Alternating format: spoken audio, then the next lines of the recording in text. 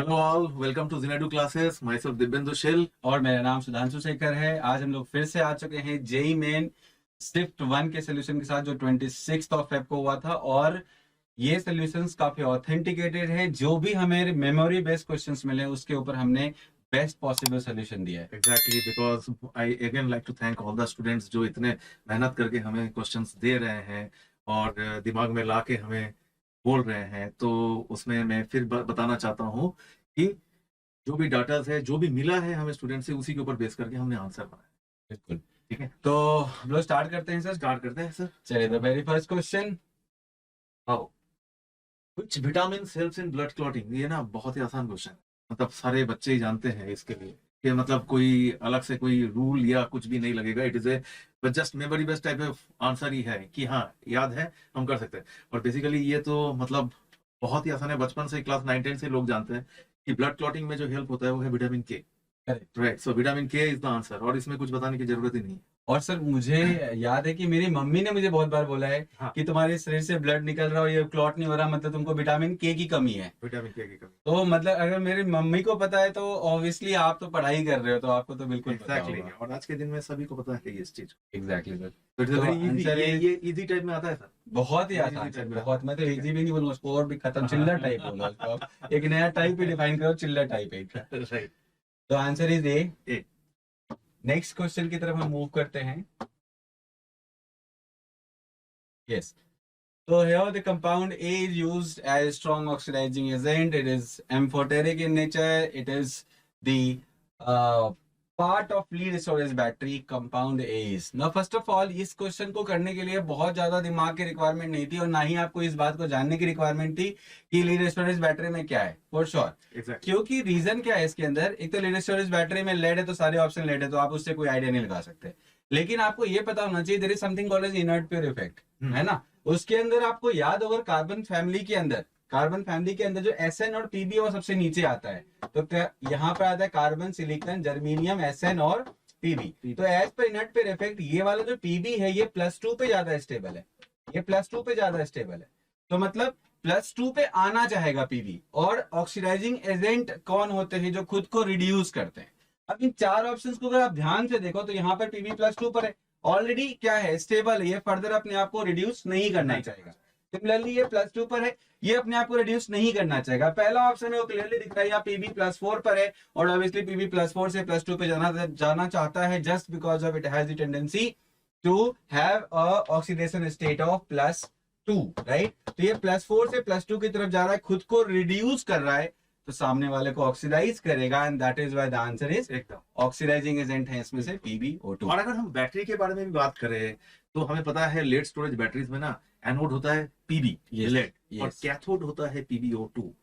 तो PbO2 बोल भी दिया है, मतलब इतना हेल्प भी कर दिया, it is A part of storage battery. Exactly. तो मतलब बच्चे आंसर नहीं भी करना चाहे तो उसको बोल के कराया जा रहा है कि बेटा देख स्टोरेज में क्या है। अगर तुम्हें पता है कि लेड स्टोरेज बैटरी में क्या है, ये दो इलेक्ट्रोड जो बना हुआ है वो किसका बना हुआ है, तो आंसर आ जाएगा। और सर अगर लेड स्टोरेज बैटरी के ऊपर एक क्वेश्चन सेट करना था ना, हाँ। तो एक अच्छा क्वेश्चन ये बन सकता था कि लेड स्टोरेज बैटरी के अंदर जो केमिकल रिएक्शन है वो रेडॉक्स रिएक्शन है बेसिकली, उसके अंदर एन फैक्टर क्या है। आप अगर जाके देखोगे वहां पे ना, तो एन फैक्टर 2 इलेक्ट्रॉन आपको दिख रहा होगा, बट आंसर 1 होता है, जस्ट बिकॉज ऑफ वहां पे 2 मोल ऑफ एसिड का रिक्वायरमेंट होता है। तो इसलिए एन फैक्टर वहां 1 है, लेकिन देख के वो 2 लगता है। तो इस कारण से ना हम वहां अच्छा क्वेश्चन सेट कर सकते थे। आईआईटी प्रीवियस ईयर में आ चुका है इसके ऊपर क्वेश्चन। तो लेड स्टोरेज बैटरी में जो एन फैक्टर होता है उस पर्टिकुलर रिडॉक्स रिएक्शन का, वो क्या होता है, 1 होता है। हो सकता है आपके अगले एग्जाम में आ जाए, तो इसको दिमाग में रख लेना। और जो फॉर्म होता है compound, that is your PbSO4, just because of H2SO4 वहां पे इलेक्ट्रोलाइट यूज होता है। इसीलिए वो बोला जाता है कि इलेक्ट्रोड्स में तुम देखना सफेद सफेद सफेद सफेद Yes, pigment आ जाता है। exactly. That is nothing but PbSO4 बनता है। यस। चले sir, next next question. Orbital having 2 radial and 2 angular node. पहले बताओ ये सॉल्व करना जरूरी है कि नहीं? नहीं, मुझे नहीं लगता है, बच्चों को तो ऐसे ही आ रहा होगा ये फॉर श्योर, है ना। जस्ट फार्मूला में पुट करो योर आंसर, और कुछ नहीं, सिंपल है क्वेश्चन। तो यहाँ पर एंगुलर नोड ही तुमको आंसर दे सकता है, ऑल्दो 2 ऑप्शन सिमिलर हो सकते हैं उसमें, क्योंकि एंगुलर नोड क्या होता है, एल की वैल्यू होती है, जो आपके पास एजीमुथल क्वांटम नंबर होता है। तो एल की वैल्यू 2 है ना। अब एल की वैल्यू 2 मेरे पास यहाँ भी आ सकता है और यहाँ भी आ सकता है। आपको पता होगा एस के अंदर एल की वैल्यू 0 होती है, पी के अंदर 1 होती है, डी के अंदर 2 होती है। अब जहां तक की बात है रेडियल नोड का, तो रेडियल नोड क्या होता है बेटा, तो होता है वो n - l - 1, राइट। और जिसकी वैल्यू कितनी है, जिसकी वैल्यू आपको दे रखी है 2, तो यहाँ पर ला दो n की वैल्यू, अब यहाँ पे मेरा 4 है, वहां पे 5 है, तो मैं 5 रख के पहले चेक करता हूँ, तो 5 - 2 - 1 इज इक्वल टू, देख लेते चेक करके, तो 5 मैंने ऑब्वियसली 2 आ गया, तो मतलब समझ में आ गया, मेरा आंसर ए ही करेक्ट है। या सर सॉल्व करा दो, या सॉल्व करके भी कर सकते हैं, n की वैल्यू निकाल n दो। Minus l minus 1 equal to 2, l equal to 2 दिया हुआ है, तो n minus 2 minus 1 equal to 2, तो n इक्वल टू 5, तो एक ही ऑप्शन है। ऑप्शन है। तो मैं you तो can यहाँ proceed via this process, you can proceed via this correct process. Using elimination method options eliminate कर सकते हैं आप, और या नहीं तो आप इसको सॉल्व कर लीजिए, ये देखा, आपका आंसर आ जाए। ठीक है, तो बहुत ही सिंपल क्वेश्चन, ये भी इजी पैटर्न में आ रहा है सर, बहुत आसान है, इसमें इससे मतलब कुछ आसान बताने की जरूरत क्वांटम नहीं, नंबर से बताना। क्वेश्चन तो नहीं आ सकता, नहीं, फुल शॉट, इससे बहुत आसान- कुछ और पूछा सकता इससे है। आसान और नहीं आ सकता। ये भी नहीं आया कि 4 सेट दिया हुआ है, कौन सा अप्रोप्रिएट है, एग्जैक्टली, वो भी नहीं, डिफिकल्ट है, तो फिर भी डिफिकल्ट है, लेकिन ये तो एकदम मस्त फॉर्मूला बेस्ड चिल्लर है, चिल्लर। चिल्लर। चलिए, ये क्वेश्चन थोड़ा अच्छा था। यहाँ पे आपको ये जो पर्टिकुलर है, ये है तुम्हारा आयनाइजेशन एनर्जी की वैल्यूज। अब यहाँ पे देखो, जो अपन 1 to 1 सबको रीड कर लेते हैं, ये 2 + 2 4 है। अपन देख रहे हैं यहाँ पे, जो यहाँ पे तुम्हारे पास सारे एलिमेंट्स है ना, ये एलिमेंट्स, पहला वाला मेरे को एस ब्लॉक का दिख रहा है, आप लोगों को भी दिखना चाहिए, तो ये तुम्हारा हो गया बेरिलियम। ठीक है, उसके बाद जो ये तुमको दिख रहा है 2s2 2p4, ये आउटर मोस्ट में 6 इलेक्ट्रॉन है, तो मतलब ये ऑक्सीजन, पीरियड नंबर 2। वह अगर मैं इसकी बात करूं तो ये है तुम्हारा नाइट्रोजन, और जो लास्ट वाला है 2 + 1 3, दैट इज बोरोन, है ना, तो ये तुम्हारा नाइट्रोजन हो गया और ये तुम्हारा बोरोन हो गया। अब हम लोग अगर group number, sorry, period number 2 की बात करें, तो हमारे पास कौन कौन है इसके अंदर, तो हमारे पास है लिथियम, उसके बाद है बेरिलियम, उसके बाद है बोरोन, फिर है कार्बन, फिर है नाइट्रोजन, फिर ऑक्सीजन, फिर फ्लोरीन, राइट। अब यहाँ पे क्या होता है कि बेरिलियम के पास H2 कॉन्फिगरेशन होता है और नाइट्रोजन के पास P3 कॉन्फिगरेशन होता है। That is why ionization energy की वैल्यू कंपैरेटिवली हायर हो जाती है, क्योंकि आपको ज्यादा एनर्जी की रिक्वायरमेंट होती है इस पर्टिकुलर स्टेबिलिटी को ब्रेक करने के लिए। तो ये तुम्हारा ऑलमोस्ट, मतलब बोला था, ये फुलफिल्ड है, H2 है सर, इसकी आयनाइजेशन एनर्जी ऑक्सीजन से ज्यादा हो जाती है, तो ये क्वेश्चन आता ही है एग्जैक्टली, है ना? तो इसीलिए यहाँ पर ऐसे क्वेश्चन प्रीवियस क्लास में, प्रीवियस स्टेप में भी आए हुए हैं, सिमिलर क्वेश्चन, एकदम सिमिलर, मैंने ऐसे ही समझाया था। तो यहाँ पर क्या होगा, लिथियम से ज्यादा होगा किसका, बेरिलियम का, लेकिन बेरिलियम से मतलब बेरिलियम जो है वो बोरोन को पीछे कर देता है, just because of it has higher stability, right. उसके बाद फिर तुम्हारे पास कार्बन होगा एज पर साइज, फिर कार्बन के बाद होना चाहिए नाइट्रोजन, बट आ जाता है oxygen, then nitrogen, and then तुम्हारे पास फ्लोरीन। तो अगर अपन देखें तो हमारे पास कौन कौन था, बेरिलियम, तो बेरिलियम सबसे तुम्हारा यहाँ पर देखो, सबसे मेरे को बोरोन सबसे पीछे दिख रहा है, राइट। उसके बाद कौन दिख रहा है, बेरिलियम दिख रहा है उसमें से, मतलब इसको अगर मैं इसको बोलूं सबसे पीछे है, तो सबसे लिस्ट वैल्यू है इसकी, तो लिस्ट वैल्यू इसमें से कौन सी है देखो जाके, तो सबसे लिस्ट वैल्यू मेरे को 810 दिख रही है ना, तो बोरोन की 810, मतलब क्या हो गया, 4 का तुम्हारा पी होना चाहिए, हो गया पहला। उसके बाद हम देखते हैं कौन, बेरिलियम आता है, तो बेरिलियम का वैल्यू उसके बाद है, जस्ट बाद है, तो 810 के बाद कौन सा हो जाएगा, 899। फिर उसके बाद हमारे पास है कौन सा, ऑक्सीजन है, राइट। तो ऑक्सीजन यहाँ पे 3rd नंबर पे आएगा, ये 3rd नंबर पे वैल्यू कौन सी है, 1300, तो I will go with R. और लास्ट में मेरे को नाइट्रोजन दिख रहा है, just because nitrogen have the highest among all, तो I would go with nitrogen as S. तो आंसर विल बी ए का 1 का हो जाएगा तुम्हारा Q, उसके बाद 2 का हो जाएगा, 2 का तुम्हारा देखो कहाँ हो जाएगा, R हो जाएगा बेटा, फिर 3 का हो जाएगा तुम्हारे पास 3 का S हो जाएगा, और फिर जो 4 है उसका P हो जाएगा। तो this is the right answer. बहुत ही सिंपल क्वेश्चन था बच्चों। यहाँ पर दो तरह के आपको कंसीडरेशन लेने होते हैं, एक तो from left to right size decrease करता है, और दूसरा चूंकि हम लोग जब पीरियड के अक्रॉस मूव कर रहे होते हैं तो उनका आउटर मोस्ट कॉन्फिगरेशन भी चेंज हो रहा होता है। तो आयनाइजेशन एनर्जी दोनों फैक्टर पे डिपेंड करता है, साइज डिक्रीज करने से आयनाइजेशन एनर्जी बढ़ती है, और साथ ही साथ स्टेबिलिटी बढ़ने से भी आयनाइजेशन एनर्जी की वैल्यू बढ़ जाती है। तो answer as per that will be this. So your answers are 1 का Q, 2 का R, 3 का S, 4 का P। सर मुझे नहीं लग रहा है कि ये आज बच्चे बड़े खुश होंगे कि ये जो अब तक जो पेपर हम देख रहे हैं, जो क्वेश्चंस आए हैं, मुझे लग रहा है आज के पेपर बच्चे ने फोड़ दिया होगा, बहुत ही आसान के। हाँ, आज मतलब कुछ मतलब बताने की जरूरत ही नहीं है। और एक बात और था सर, आज फैक्चुअल क्वेश्चन थोड़े कम थे ना कंपैरेटिवली। बिल्कुल, प्रीवियस में ना बच्चे परेशान इसलिए हुए थे जस्ट बिकॉज़ कुछ भी रैंडम पूछ लिया गया था, बहुत ही मतलब एक लाइन थी एनसीईआरटी की, लेकिन यहाँ पे थोड़ा सा इस बार दिमाग का यूज किया गया है, थोड़े न्यूमेरिकल क्वेश्चन ज्यादा बने, और थोड़े ऑर्गेनिक केमिस्ट्री के भी क्वेश्चन हमें ज्यादा मिले, राइट, जो लॉजिकल है। चलिए next question, presence of ozone in troposphere. ये तो बहुत ही मतलब बच्चे से बच्चे भी जानते हैं बचपन कि में ही पढ़ाया गया। हाँ, कि ओजोन का काम क्या है, ओजोन जो है लेयर वो हमें एक अम्ब्रेला का तरफ, अम्ब्रेला का जैसे हमें प्रोटेक्ट करता है from UV rays, right. Yes, तो it protect us from UV radiation, इसके अलावा और कुछ आंसर हो ही नहीं सकता है। एक्स रेस तो छोड़ दो, वो तो हड्डी टूटने से तो वो डॉक्टर करेगा एक्स रेस, ठीक है। एंड ग्रीन हाउस गैस वगैरह ये सब कुछ भी नहीं आता है। It simply ozone protect us from UV radiation which comes from the sun, ठीक है। तो the correct answer is A.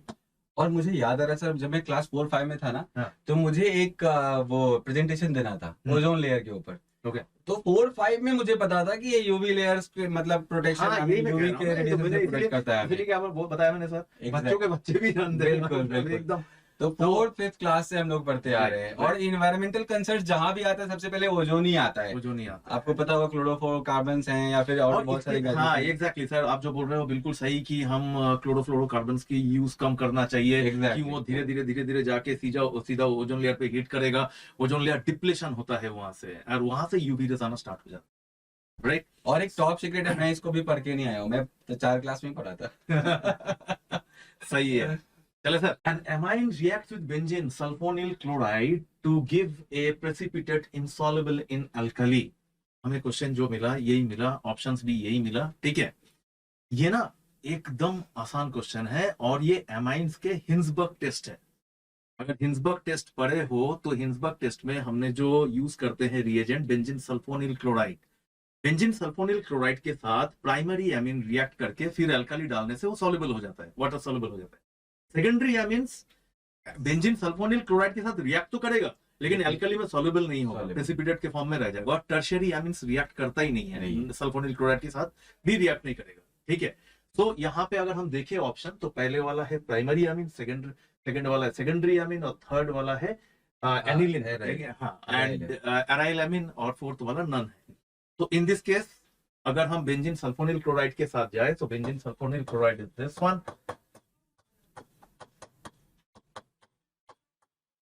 Right, benzene sulphonyl chloride. And इसके साथ अगर जब इसको रिएक्ट कराते हैं तो हमारे जो कंपाउंड बनते हैं वो बनते हैं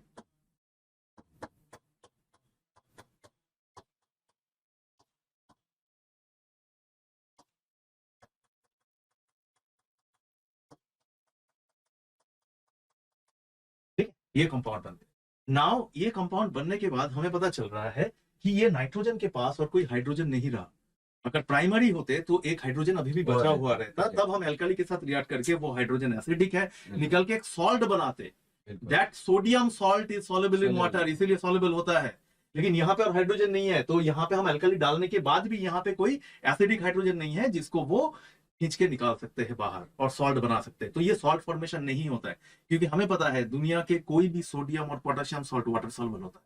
तो यहाँ पे सॉल्ट नहीं बना पाएगा, इसीलिए ये वाटर सॉल्युबल नहीं है, right. So the correct answer comes to be b, secondary amine, जो बेंजीन सल्फोनिल क्लोराइड के साथ रिएक्ट तो कर लेगा लेकिन एल्कली में सॉल्युबल नहीं।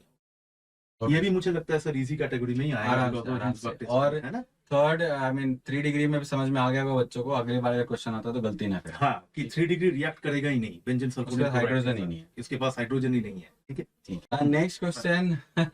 ये सेम क्वेश्चन, मतलब ऐसा ही क्वेश्चन आया था अभी पुराने शिफ्ट के अंदर, और हमने बच्चों को बोला भी था कि प्लीज जाके एक बार और याद कर लो मेटल के अगेंस्ट। पता है एक चार्ट बना दिया था मैंने पूरा ओर्स का, और उसका फॉर्मूला लिख के, यस, ये मेरे को पता नहीं था कि वहां से इस टाइप के क्वेश्चंस आ और जाएंगे। हर शिफ्ट में आ रहे हैं सर, हमने हर शिफ्ट में बच्चों को अलार्म दिया है कि प्लीज आप सारे के सारे जाके देख लो, इस बार आया तो अगली बार भी आ सकता है, शिफ्ट हो सकता है सारे। और इस बार मेटलर्जी के ऊपर बहुत जोर दिया गया है, और बार बार क्वेश्चंस आ रहे हैं। Exactly, लेकिन आ रहा है मतलब ऐसा नहीं है कि मेटलर्जी से हम आंसर नहीं कर पाए, बहुत सिंपल सा मेटलर्जी के ऊपर अगर सेंस है तो बिल्कुल आंसर हो जाएगा। वो पहला पेजर याद कर लो जो मेटल के अगेंस्ट ओड है, आपका एक क्वेश्चन हो जाता है उसमें। राइट, और ज्यादा से ज्यादा एक लिंगम डायग्राम है वो देख लो, खत्म। ये लिंगम डायग्राम से भी सर कुछ नहीं पूछा, कुछ भी नहीं, वो पूछा किसके वर्सेस है, किसका वर्सेस ग्राफ है, लिटरली, है ना। आज अगर ऐसा क्वेश्चन आए, मान लो कि बॉयल्स लॉ किसके वर्सेस किसका पूछा गया है, वही क्वेश्चन पूछा गया है, बहुत सिंपल।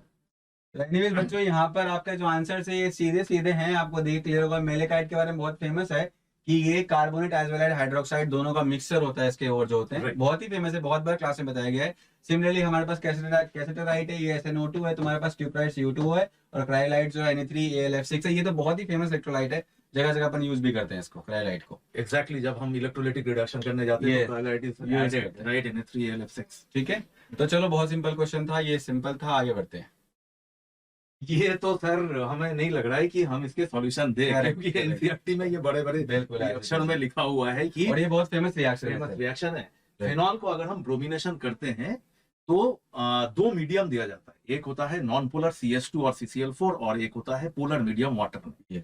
इन वाटर फेनॉल में 3 पोजीशन पे ब्रोमीन लग जाता है, right, in case of water that is 2,4,6 tribromophenol. But in case of CH2 और CCl4 अगर हम सॉल्वेंट लेते हैं तब वो स्पेसिफिकली ऑर्थोब्रोमोफेनॉल बनता है एंड पैराब्रोमोफेनॉल बनता है। तो मैं यहाँ पे लिख के दिखा देता हूं, phenol when treated with Br2 in presence of CH2 or CCl4, so we get the product formed is OHBr plus OHBr in para position. तो ये orthobromophenol and this is ortho isomer and this is para isomer, right. But हमें पता है ortho isomer में due to steric interaction between this bromine and OH, तो इसकी जो percentage है वो कम हो जाती है। तो this is the major one, तो दिस इज मेजर, और आंसर आएगा मेरा ए में यही, ठीक है, दैट इज पैराब्रोमोफेनॉल, राइट। तो A is parabromophenol. Second question sir, ये तो छापा हुआ क्वेश्चन है, ये तो हर बार इवन IIT एडवांस भी ये क्वेश्चन पूछता है। This is nothing but Reimer Tiemann reaction, और इसके अगर बच्चे पढ़ के जाते हैं तो मैकेनिज्म जाने ना जाने प्रोडक्ट पता ही होता है, सैलिसाइलडिहाइड आंसर है, salicylaldehyde ortho hydroxy benzaldehyde, right. And but the reaction ये जब पूछ रहा है ना, तो इसको अभी ऐसे करके पता कर जाना, हो सके अगले जो मेंस आएगा उसमें ये पूछ ले what is the intermediate in this reaction. बिल्कुल, तब हो सकता है, ये भी इंपॉर्टेंट रिएक्शन है और इंपॉर्टेंट क्वेश्चन है। Intermediate in the reaction is dichlorocarbene. The reaction proceeds bye formation of dichlorocarbene CCl2 ... इससे होता है, और हम आज प्रोडक्ट लिख देते हैं क्योंकि इसके ऊपर कुछ पूछा नहीं गया है। So the product formed is orthohydroxy benzaldehyde, right. So this is the product, और इसको हम लोग कहते हैं सैलिसाइलडिहाइड। तो दिस इज B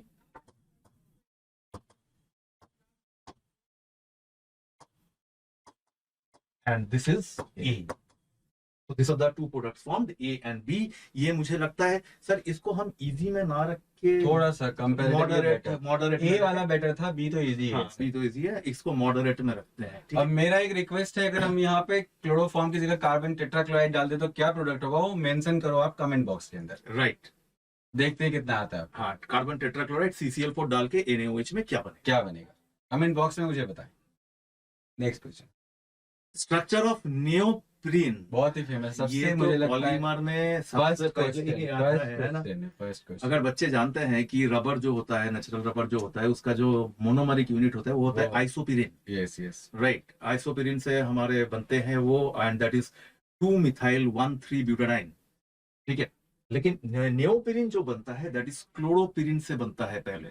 तो दैट इज, इसके जो मोनोमर है, नियोपिरिन के जो मोनोमर है 2-chloro-1,3-butadiene, 2-chloro-1,3-butadiene, राइट। ये है मोनोमरिक यूनिट। जब हम इसको पॉलीमराइज करेंगे, जो पॉलीमर हमारे बनते हैं that is नियोपिरिन।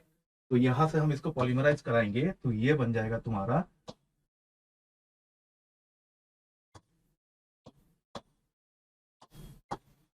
This is नियोपिरिन।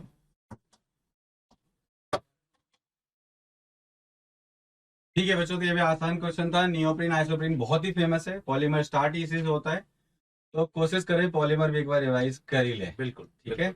So the next question we have to calculate the minimum temperature required for the reaction to be spontaneous. Now what is the condition to be spontaneous? So it is nothing but delta G less than 0. Delta G Simple negative. हम लोग formula use करेंगे, delta G must be less than 0. लेकिन चूंकि temperature में calculate करना है तो अपन equal to लेके भी कर लेंगे, लास्ट में उसको लेस देन कर देंगे ताकि हमारा आंसर आ जाए। कंफ्यूजन अवॉइड करने के लिए मोस्टली बच्चों को इनइक्वालिटी में कंफ्यूजन आना शुरू हो जाता है, तो उस केस में हम लोग इनइक्वालिटी को अवॉइड करके भी आंसर कर सकते हैं। तो अपन यहाँ पे लिखेंगे delta H minus T delta S must be less than 0। तो इससे आ गया delta H must be less T less than ऐसा हो गया नहीं।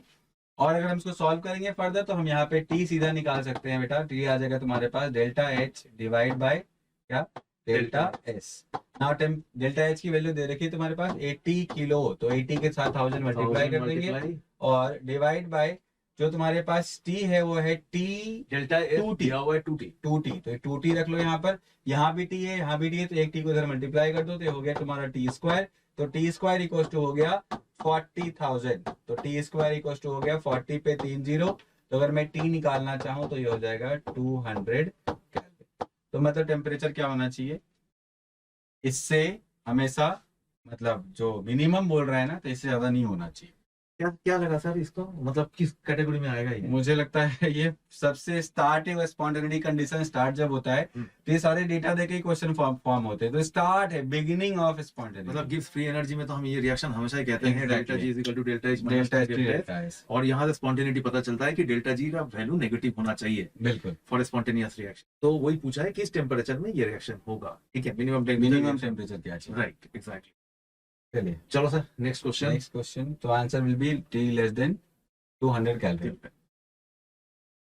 CH3 CH double bond CH2 propene, propene के साथ ब्रोमिनेशन किया, फिर NaNH2 से रिएक्ट कराया, फिर red hot iron tube. Sir ये रेड हॉट आयरन ट्यूब कल से आ रहा बहुत ही फेमस है है ये कल से आ रहा है, कल भी हमने सॉल्व किया था। एग्जैक्टली हम लोगों ने इसको एल्कीन में यूज किया था, एल्काइन में यूज किया था फॉर द पॉलीमराइजेशन टाइप एक प्रोसेस है। आई मीन यहाँ पे बच्चे से पूछ लें, अच्छा हाँ वही सॉल्व आंसर करूं या ना करूं? बेटर है आप लोग ये आंसर आप लिख ही दो, लोग बेटर बताओ है आपके कि लिए। इसको सॉल्व करे या ना करे, है ना? हाँ जी हाँ जी। तो यहाँ पे हम लोग एक मैं हिंट दे देता हूँ सर, हाँ। मोनोमर होता है, फिर उसको हम 3 टाइम्स हाँ, में हाँ, यूज करके अरेंज रेड करके हॉट आयरन ट्यूब कुछ बोलने से करते बचपन से हैं। वो हाँ जी, लगता हाँ था जी। कि भाई ये तो यही होगा। चलो फिर भी सॉल्व कर देते हैं, ठीक चलो है। कोई नहीं।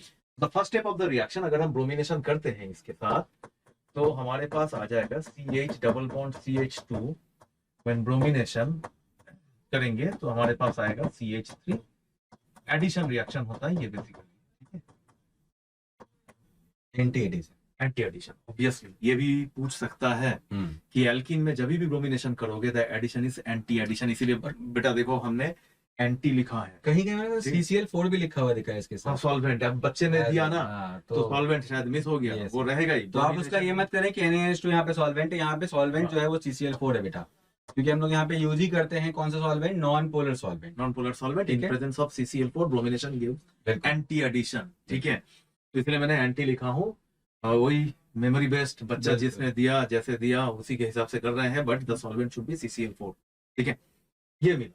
अब हम क्या करेंगे, NaNH2। NaNH2 से क्या आता है, Na plus NH2 minus. NH2 minus is a strong base, बिल्कुल तो वो एलिमिनेशन रिएक्शन कराएगा यहाँ से, डिहाइड्रोहेलोजिनेशन। बिल्कुल, यहाँ पर Right. 2 बार HBr बाहर यहाँ निकलेंगे। से 2 बार HBr बाहर निकलेंगे NaNH। तो ये जो रिएक्शन है, ये रिएक्शन अगर हम 2 मोल्स ले लेते हैं तो ये स्ट्रेट वे हमें देगा CH3C triple bond CH propyne. तो ये 2 बार डिहाइड्रोहेलोजिनेशन होगा, और 2 बार डिहाइड्रोहेलोजिनेशन होने के बाद ये देगा हमें प्रोपाइन। अब प्रोपाइन मिल गया। अब this propyne is allowed to pass through red hot iron tube. Red hot iron tube से अगर हम एसिटिलीन को पास कराए थे, हमें बेंजीन मिला था, तो सेम चीज ही होगा, लगे रहने दो। ये CH3 क्या फर्क पड़ता है, बिल्कुल बिल्कुल राइट। तो CH3 C triple bond CH, इसको अगर हम 3 मोल लेते हैं और पास through red hot Fe tube, generally ये 600 डिग्री सेल्सियस होता है, बिल्कुल। राइट, 600 डिग्री सेल्सियस हाई होता है, टेम्परेचर। हाँ हाई टेम्परेचर में। तो ये दे देगा हमें मेसिटाइलिन। बिल्कुल तो this is the product form. तो प्रोडक्ट के यहाँ पे हम लिख देते हैं the product will be CH3 CH3 CH3।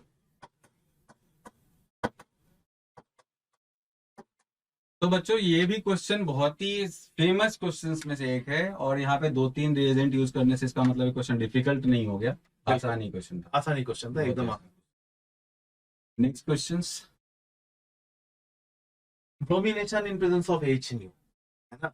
तो अब ये दिया हुआ है, बेंजीन रिंग है हमारे पास एक, उसके साथ इथाइल ग्रुप लगा हुआ है और साइनाइड लगा हुआ है। तो bromination in presence of HNu, it is a free radical substitution reaction, ठीक है, बिल्कुल। Free radical substitution reaction. तो ये कहाँ पे रेडिकल बनाएगा, ये इस बेंजाइल। कार्बन पे रेडिकल बनाएगा बिल्कुल। जहां पे वो स्टेबिलिटी मिले उसको, benzylic position. Right, so the bromine will come at this position, और बाकी इसमें समझाने लायक सर मुझे तो नहीं लगता है कुछ कुछ भी है। नहीं। राइट, यहाँ पे ब्रोमीन लगेगा and this is, so this is the simple This answer. is the answer. The next question. If a reaction A plus B is giving C is exothermic to the extent of 30 kilojoule per mole, and forward reaction has an activation energy 70 kilojoule per mole, the activation energy for the reverse reaction. इसमें Again चिल्लर question. कुछ भी नहीं है बहुत sir, simple आप question बता है। दो सर। अगर चलिए अगर ग्राफ किसी को ड्रॉ करना आता है तो ऐसे ही बन जाएगा, खट्टे से क्वेश्चन आएगा, एकदम। यहाँ से स्टार्ट करेंगे और यहाँ पे आके एंड कर दो। दिस इज सर एक और और ये ये A रखा है। प्लस B है, हाँ जी, और यहाँ ये पे C प्रोडक्ट दे बोला रखा है C, C दे है ना? रखा है, और बोल रहा है कि एक्टिवेशन एनर्जी फॉरवर्ड रिएक्शन के लिए 70 है, मतलब आपके पास ये जो वैल्यू है ये 70 है, नहीं ये होता है एक्टिवेशन एनर्जी। हाँ। और अगर मैं बात करूं, पूछ रहा है बताओ इसकी वैल्यू क्या होगी, तो इसकी वैल्यू निकालने के लिए हम क्या करेंगे, तो लेट्स सपोज ये ये दिया हुआ एनर्जी तुम्हारा E है, हाँ ये एनर्जी तुम्हारा E है Right. जो तुम्हें पता है ऑलरेडी 70 हो गया, और ये वाला एनर्जी हमें पता है जो रिएक्शन है उसका जो एंथैल्पी है दैट इज जो डाउन होके जा रहा है C तक, वो कितना हो रहा है 30 है। तो इसका अगर एनर्जी 30 है और ये तुम्हारे पास 70 है तो टोटल कितना हो जाएगा, So जल्दी this आंसर is बताओ। this is 30 So your and this is answer 70. would be somewhere 100।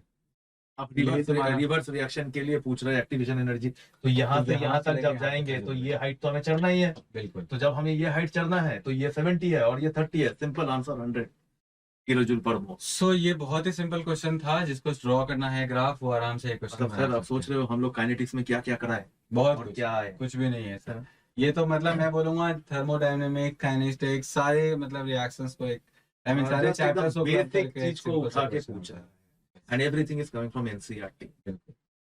चलो सर नेक्स्ट।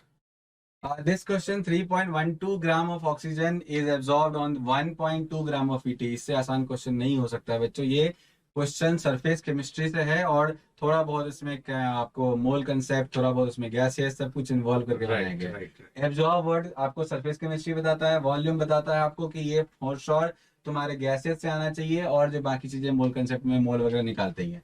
अब यहाँ पे क्या बोलता है कि ये थोड़ा बस ध्यान रखने वाली बात है कि पर ग्राम ऑफ एडजॉर्बेंट, ये इंपॉर्टेंट है, जो एडजॉर्बेंट है जिसके ऊपर वो स्टिक कर रहा है दैट इज प्लैटिनम, उसके पर ग्राम पे के ऊपर कैलकुलेशन करनी तो है। मतलब 1.2 ग्राम पे 3.12 ग्राम एग्जैक्टली, तो आपको ऐसे करना पड़ेगा। तो 1 ग्राम में कितना होगा? बिल्कुल यूनिटरी मेथड लगानी पड़ेगी, इससे यह आता है तो इससे कितना आएगा, तो यही ऐसे करके 1.2 यस 1.2 1.2 ओके सर 1.2 है ये आपका, 1.12 नहीं है, मैं 3.12 से कंफ्यूज हो गया था। ये 1.2 से ये है, तो बताओ 1 से कितना होगा, 3.12 डिवाइड बाय 1.2। ये 1 ग्राम ऑफ एडजॉर्बेंट के लिए, राइट, एडजॉर्बेंट के लिए। आप क्या करेंगे, तो जो भी हमारे पास ये ऑक्सीजन है, यही ऑक्सीजन, इतने ही ग्राम ऑक्सीजन होंगे पर ग्राम ऑफ क्या, एडजॉर्बेंट। तो वैसे केस में हमारे पास अगर ग्राम आ चुका है तो मैं इसका मोल निकाल सकता हूँ आराम से सर, तो मैं मोल निकाल लेता हूँ। O2 का क्या हो जाएगा बेटा, तो ये हो जाएगा इसका ग्राम, जो कितना है 3.12 डिवाइड बाय 1.2 और इनटू इसका molecular mass, right, given mass. तो ये आ गया By- moles of oxygen. Yes, given mass by molecular mass, इसका मोल आ चुका है। अब हम क्या करेंगे, PV = nRT, गैसेस स्टेट लगा देते हैं, हो गया आंसर खत्म। अब यहाँ पे ध्यान देना है कि R की वैल्यू पुट करते इसमें थोड़ा ध्यान रखना है, just because of it is in ATM, और लेटर में आंसर करेंगे तो ATM मीटर वाला यूनिट आंसर करेंगे हम लोग, ठीक है। 0.0821। तो हम लोग वॉल्यूम ही निकाला, वो पूछ भी रहा है what is the volume of oxygen, तो मैं लेटर में आंसर करूंगा, तो I will go with litre metre litre and ATM unit, right. तो यहाँ पर P की वैल्यू कितनी है हमारे पास दे रखी है 1 एटमॉस्फेयर, यूज कर लो उसको। V की वैल्यू क्या है पता ही करना है हमें, और N की वैल्यू है पूरी की पूरी एज इट इज डाल दो, 3.12 डिवाइड बाय 1.2 इंटू 32, राइट। और फिर R की वैल्यू तुम्हारे पास आ गई 0.082 के आसपास कुछ भी, और जो टेम्परेचर है वो तुम्हारा 300। पूरा सॉल्व करोगे तो it will come somewhere around 2.0007 के आसपास। Your answer is 2। ये भी तो ये hard बहुत ही नहीं था। सिंपल क्वेश्चन था। बस दो चीज लगा दिया, एक एड्सॉर्प्शन के साथ एक PV = nRT लगा दिया, बिल्कुल, बस इसके अलावा, और इस क्वेश्चन में कुछ था ही नहीं। तो इसको भी मैं इजी के में इजी में ही डालूंगा, easy बस में थोड़ा सा क्या है कि एक दो चीजें स्टेप वाइज लेना था। कुछ बच्चे हो सकता है सीधा यहाँ से मोल निकाल लिए हो, तो गलत हो जाएगा, क्योंकि ये वाला जो लाइन था ना ये कैच करने रहा पर ग्राम ऑफ एड्सॉर्बेंट, Exactly. मतलब एक ग्राम में कितना एड्सॉर्ब होगा, जितना ग्राम ऑक्सीजन आया उसको मोल्स में कन्वर्ट किया, मोल्स में कन्वर्ट करके पीबी इक्वल टू एनआरटी लगा के हमने वॉल्यूम निकाल लिया। बिल्कुल सिंपल है। ठीक, चलो sir next question. How many moles of electron needed in Faradays for oxidizing 5 mole of MnO4 in acidic medium? आपको पता होगा बच्चों, एसिडिक मीडियम में MnO4 that is Mn is at +7 converts to +2। MnO4 से वो कहाँ पहुंच जाता है, MnO4 minus that is Mn+7 से Mn+2 पे जाता है। अब अगर अपन देखें यहाँ पे Mn+7 से आपका Mn+2 पे जा रहा है, तो आप ही बताओ कितने का चेंज है, तो 5 का चेंज है। तो एक में अगर 5 का चेंज है, अगर एक मोल में 5 का चेंज है, तो कितने मोल में पूछ रहा है वो आपसे, 5 मोल में पूछ रहा है। तो मतलब यहाँ पर 25 मोल ऑफ इलेक्ट्रॉन इन्वॉल्व होंगे, राइट। एक मोल में 5 मोल इलेक्ट्रॉन इन्वॉल्व हो रहे हैं, तो 5 मोल में कितने होंगे, 25 मोल ऑफ इलेक्ट्रॉन इन्वॉल्व होंगे। और हमें पता है 25 मोल ऑफ इलेक्ट्रॉन का जो चार्ज होता है, mole of electron is equal to nothing but 25 faraday. ठीक है, तो 25 फेराड जो है तुम्हारा क्या होगा, आंसर हो जाएगा। मतलब 25 मोल ऑफ चार्ज की, 25 मोल फेराड चार्ज की रिक्वायरमेंट होगी किसके लिए, आपको 5 मोल ऑफ Mn+7 को Mn+2 में कन्वर्ट करने के लिए। ठीक है ना, ये भी बहुत टफ टू फाइंड क्वेश्चन था। जो हम लोग पढ़ाते हैं कि n factor of MnO4 in acidic medium, basic medium, neutral medium, उनमें से एसिडिक मीडियम दे दिया। और एसिडिक मीडियम जैसे ही होता है हम तो बच्चे को कहते हैं आंख बंद करके 5 लिख देना इन फैक्टर, क्योंकि वो Mn+7 से जाएगा Mn+2। और यहाँ पे थोड़ा सा डेफिनेशन में फेराड की रिक्वायरमेंट थी, क्योंकि फेराड का definition itself says it is nothing but the charge on 1 mole of electron, charge carried by 1 mole of electron. तो ठीक है? एक मोल के लिए चार्ज है तो वो 1 फेराड के equal. Simple, 25 farad is the answer. C4H8Cl2 on hydrolysis gives C4H8O which does not react with tolerance reagent। Sir यहाँ पे ना आधा चीज बोल दिया, लेकिन बच्चे को थोड़ा गलती हो सकता है। ये क्वेश्चन यहाँ पे हाँ फिर भी अच्छा क्वेश्चन मिला आज ये। C4H8Cl2 ये A है, on hydrolysis gives C4H8OB which does not react with tolerance reagent। ये मेरा कैच लाइन है, which does not react with tolerance reagent मतलब ये कीटोन है। अच्छा, राइट, अगर टॉलरेंस रिएजेंट से रिएक्ट कर देते हैं तो वो एल्डिहाइड होता है। दैट मींस ये कंपाउंड जो बी बन रहा है ये एल्डिहाइड नहीं हो सकता, कीटोन हो सकता है। अब हमें एक हैलाइड को, डाई हैलाइड को हाइड्रोलिसिस करके लेके आना है कीटोन में। क्वेश्चन क्रैक हो चुका है सर, और कुछ बताने की जरूरत ही नहीं है, खत्म हो गया। तो अगर हम इसको कीटोन में लेके आने हैं हाइड्रोलिसिस को, मतलब Cl के जगह पे हम OH लेके आए तो जरूर ये बात है सर, एक कार्बन पे दोनों क्लोरीन होना चाहिए। Exactly, geminal. बिल्कुल, तो फिर आप halide। नीचे में कमेंट में भी लिख सकते थे आप लोग कि एक ही कार्बन पे दोनों क्लोरीन होंगे। जब भी ये चीज होगा तब हमारे पास, हमने बार बार बताया कि जेमिनल डायोल वही अनस्टेबल, बिल्कुल कुछ कंडीशंस छोड़ के it is unstable, it will release 1 mole of water. तो हम करके दिखाई देते हैं। बिल्कुल सर। तो C4H8Cl2, C4H8Cl3, Cl2, CH3, CH2, CCl, Cl, CH3। Formula match कर रहा है हमारा C4H8Cl2, C4H8Cl2, राइट। अगर ये कंपाउंड A है, हमने बना लिया, ठीक है, इसको अगर हम हाइड्रोलिसिस करते हैं तो this Cl will be replaced by OH। तो यहां से Cl must be the last carbon. नहीं सर, नहीं आया। तो this on hydrolysis will give, हमें जब हाइड्रोलिसिस करेंगे इसको, तो on hydrolysis it will give, ये दोनों ही सब्स्टिट्यूट हो जाएगा and we will be getting CH3, CH2, COH, OH, CH3। Geminal diol sir जो आप बता रहे थे, ये जेमिनल डायल बना, और जेमिनल डायल अनस्टेबल होता है। ठीक है, geminal diol unstable, it will release 1 molecule of water to form CH3, CH2, C double bond O, CH3। This is formed, right. ये पानी निकल गया, वाटर निकल गया और हमारे पास कीटोन आ गया। बिल्कुल, एंड कीटोन ही नहीं रिएक्ट करेगा टॉलरेंस रिएजेंट के साथ। अगर ये एल्डिहाइड कह देते हैं यहाँ पे कि विच रिएक्ट विथ टॉलरेंस रिएजेंट, ये Cl को हम टर्मिनल पे रख के एल्डिहाइड बनाते। बिल्कुल, हो सके अगले वाले हो सकता है आ जाए। अगर वो वहां पे लिख देगा डज नॉट की जगह does react with tolerance reagent, तो हमें एल्डिहाइड ये चाहिए। हमें टर्मिनल कार्बन पे लगाने पड़ेंगे ताकि हमें एल्डिहाइड मिले। तो सर ये बी कर दे, ये सब it is nothing but butane 2-on। ठीक है, तो हमारे कंपाउंड्स है ए, ये ए है और ये बी है। ठीक है, as per the given question. तो यही था क्वेश्चन। आज का जो हमारे शिफ्ट 1 का पेपर था बेटा, अब शिफ्ट 2 का पेपर आने वाला है and we will be coming with the solution with the same. तो यहीं पे हमारा शिफ्ट 1 के पेपर का सॉल्यूशन खत्म होता है बच्चों, और जो क्वेश्चंस हमें मिले थे उसके ही सॉल्यूशन है, ऑब्वियसली बात, जितने मिले थे उसी हिसाब से हैं। उससे पहले, इस सेशन को खत्म करने से पहले एक बिग अनाउंसमेंट आज ही के दिन है वो। आज के दिन ही हमारे सारे टीचर्स जो हैं, जो स्टार टीचर्स हैं, जो नीट के लिए क्रैश कोर्स लेके आ रहे हैं जिनेडू की तरफ से, बिल्कुल फ्री ऑफ कॉस्ट है, लाइव है यूट्यूब पे। आप लोग अभी जाएं और टाइम टेबल चेक करें, all information are given there. आप सारे टाइम टेबल चेक करें और एज पर दैट आप प्लीज पार्टिसिपेट करें क्रैश कोर्सेज में, ज्यादा से ज्यादा बेनिफिट लें इन सारे एक्सपीरियंस होल्डर टीचर से, जो कि आपको नीट के स्कोर को, आप जो भी आपका स्कोर अभी आ रहा है उससे बहुत बेहतर बनाने की प्रयास करेंगे। और जरूर क्लासेस करें, और then you will feel the difference. तब तुम्हें डिफरेंस लगेंगे कि इन टीचर के क्लासेस कैसे होते हैं। And I am sure sir, वो बताने की जरूरत नहीं है, इट विल बी सुपर। हम लोगों ने मतलब अभी रिस्पांस भी देखा हमारे जो भी चैनल पे हमने जब डाला इनके रिस्पेक्ट में क्रैश कोर्स के अनाउंसमेंट की, तो हमने रिस्पांस देखा, बच्चे बिल्कुल पागलों की तरह वेट कर रहे हैं हमारे क्रैश कोर्स का। तो आप भी अगर जुड़े हुए हैं तो प्लीज आप सारे सेशन अटेंड करें और ज्यादा से ज्यादा इससे बेनिफिट लें। राइट। बाकी बच्चे जो जेई मेन अब अगले फेज में लिखने वाले हो, अगले टाइम टेबल के साथ लिखने वाले हो, जो अगले मंथ होने वाला है, उसके लिए कमर कस के तैयारी स्टार्ट कर दो। और आपके पास बहुत समय है, ऑलमोस्ट पेपर का आइडिया लग चुका है, तो आप उन सेक्शंस को ज्यादा अच्छे से पढ़ाई करो। इनऑर्गेनिक केमिस्ट्री इस साल कंपैरेटिवली ज्यादा इंपॉर्टेंट हो चुका है। और अगर हमारे सारे सॉल्यूशन देख के तुम्हें अच्छे लगे, जल्दी से लाइक और शेयर करो और सब्सक्राइब करो इसके। बिल्कुल, और बेल आइकन भी दबा देना, हम जब भी आएंगे पता चल जाएगा तुमको। चले सर, प्रिपेयर करना है फिर वो सेकंड जरूर, के लिए। चलो चलो बच्चों, बाय। हाँ।